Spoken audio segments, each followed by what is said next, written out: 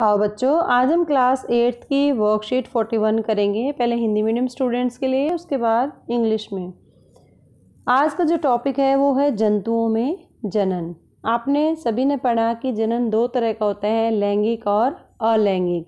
आज हम बात करने वाले हैं अलैंगिक जनन के बारे में। जनन वह प्रकार होता है जिसमें केवल एक ही जीव भाग लेता है, या तो मादा या नर, उसे अलैंगिक जनन कहा जाता है। और इस प्रकार के जनन में संतान अपने जनक की प्रतिलिपि होती है। जनक मतलब माता पिता, इनमें से या तो मादा हो सकता है या नर हो सकता है। और उसके एग्जाम्पल हैं अलैंगिक जनन के हाइड्रा और यीस्ट में मुकुलन, अमीबा में द्विखंडन। ये अलैंगिक जनन के एग्जाम्पल हैं। तो सबसे पहले हम बात करेंगे हाइड्रा में मुकुलन।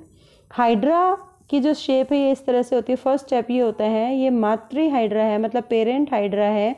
इसके शरीर पर एक से अधिक उभार जैसी संरचनाएं आपको दिखेंगी। ये जो संरचना दिख रही है इसको बोलते हैं Mukul.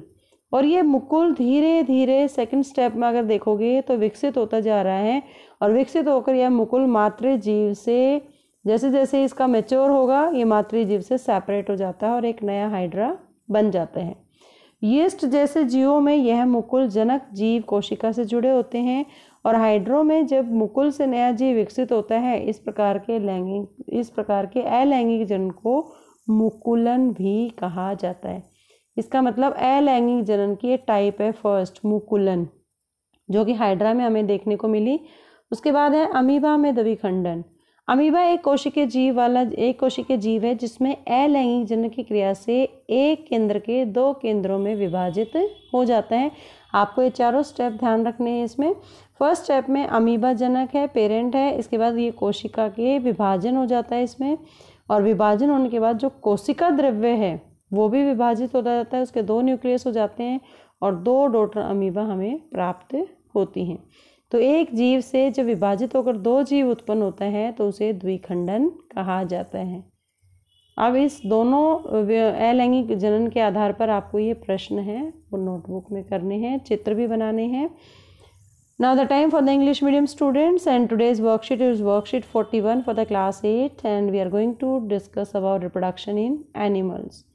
Today specially we are going to discuss the types of asexual reproduction in which only single parent is involved, either male or female. There is no mixing of genetic information. So example of the asexual reproduction is budding in hydra and yeast, and binary fission in amoeba. So let's start budding in hydra. How this reproduction is taking place in hydra? You can see the first step of the hydra. A bud starts as a bulge on the parent body. You can see this is the bulge here, and as the bud, this is called bud, and bud develops to grow and it becomes a new individual. In the third step also it becomes mature. In the fourth step it detaches from the parent body, and finally it detaches from the parent body and develops into a complete mature individual, that is called hydra. Since new individual develops from the bud, and this type of the asexual reproduction is called budding. Now the second type of the asexual reproduction is called binary fission, and binary fission occurs in amoeba. You can see the four steps of amoeba. You have to draw all these diagrams in your notebook also. Amoeba is a single cell organism which begins its reproduction by division of nucleus into two nuclei.